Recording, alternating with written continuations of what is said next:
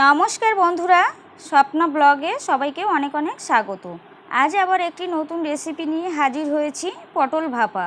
এই রেসিপিটি বানাতে খুবই কম সময় লাগে এবং খেতে অপূর্ব টেস্টি লাগে। রেসিপিটি থাকলে আর অন্য কোনো কিছুই লাগবে না। পটল ভাপা রেসিপিটি বানানোর জন্য আমি এখানে 3টে পটল হালকা করে একটু খোসাগুলো ছাড়িয়ে নিয়েছি, নিয়ে দুটো করে টুকরো করে কেটে নিয়েছি, ধুয়ে পরিষ্কার করে নিয়েছি। এখন এটার মধ্যে একটু নুন হলুদ মাখিয়ে আমি পটলটাকে একটু হালকা করে ভেজে নেব।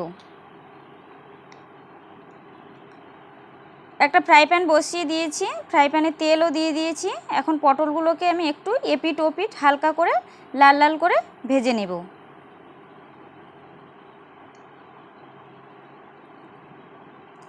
পটলগুলো আমার ভাজা হয়ে গেছে, এপিট ওপিট, বেশি কড়া ভাজবো না, হালকা করে ভেজে নিয়েছি। তো এখন আমি পটলগুলোকে তুলে নেব।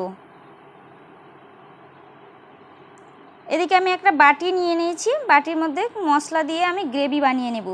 পেস্ট করে নিয়েছি অল্প পেঁয়াজ, অল্প রসুন কুচি, কাঁচা লঙ্কা, কাজু পোস্ত আর সর্ষে, আর নিয়েছি কিশমিশ। এটা দিয়ে পেস্ট করে নিয়েছি। এর মধ্যে আরেকটু দিয়ে দেব নুন, চিনি আর হলুদ গুঁড়ো, আর দিয়ে দেব একটু সরিষার তেল। দিয়ে এটাকে আমি ভালো করে একটা গ্রেভি বানিয়ে নেব। তো মাখানো হয়ে গেছে, মশলাটা আমার রেডি হয়ে গেছে। তোমরা চাইলে এটা নিরামিষ বানাতে পারো, পেঁয়াজ আর রসুনটা বাদ দিয়ে দিতে পারো। তো মাখানো হয়ে গেছে, এখন আমি দিয়ে দেব ভেজে রাখা পটলগুলো দিয়ে আমি ভালো করে মশলার সাথে মাখিয়ে নেব। এটা একটু গরম রয়েছে, সেই জন্য আমি মাখাতে অসুবিধা হচ্ছে, তো ভালো করে একটু মাখিয়ে নিচ্ছি আমি। তো আমার মাখানো এটা কমপ্লিট হয়ে গেছে। আমি ভাপাটা একটু অন্যরকমভাবেই বানাবো, তোমরা চাইলে এটা টিফিন বক্সের মধ্যেই বানাতে পারো। তো তার জন্য আমি একটা ফ্রাই প্যান নিয়ে নিয়েছি, ফ্রাই প্যান গরম করে একটু তেল দিয়ে দিয়েছি। এখন আমি মশলা মাখিয়ে রাখা পটলটা দিয়ে দেব। এর মধ্যে দিয়ে দেব বাটিটা ধুয়ে হাফ বাটি মতো দুধ। তোমরা চাইলে জল দিতে পারো, আমি দুধটাই দিলাম, দিলে বেশি টেস্টি হয়, সেই জন্য দুধই দিলাম। এর উপরে দিয়ে দেব একটা টমেটো গোল গোল করে কেটে রেখেছিলাম, সেটা উপর থেকে একটু দিয়ে দেব, আর দুটো কাঁচা লঙ্কা।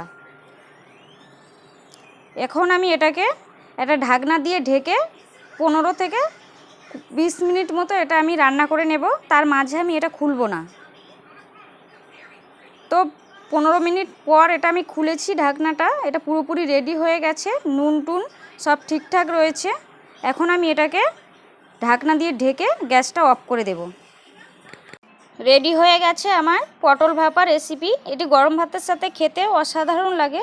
তো আজকের ভিডিওটি এই পর্যন্ত শেষ করছি। ভিডিও ভালো লাগলে অবশ্যই লাইক কমেন্ট শেয়ার করতে ভুলো না, আর চ্যানেলটা সাবস্ক্রাইব করতে ভুলো না। দেখা হচ্ছে পরবর্তী ভিডিও।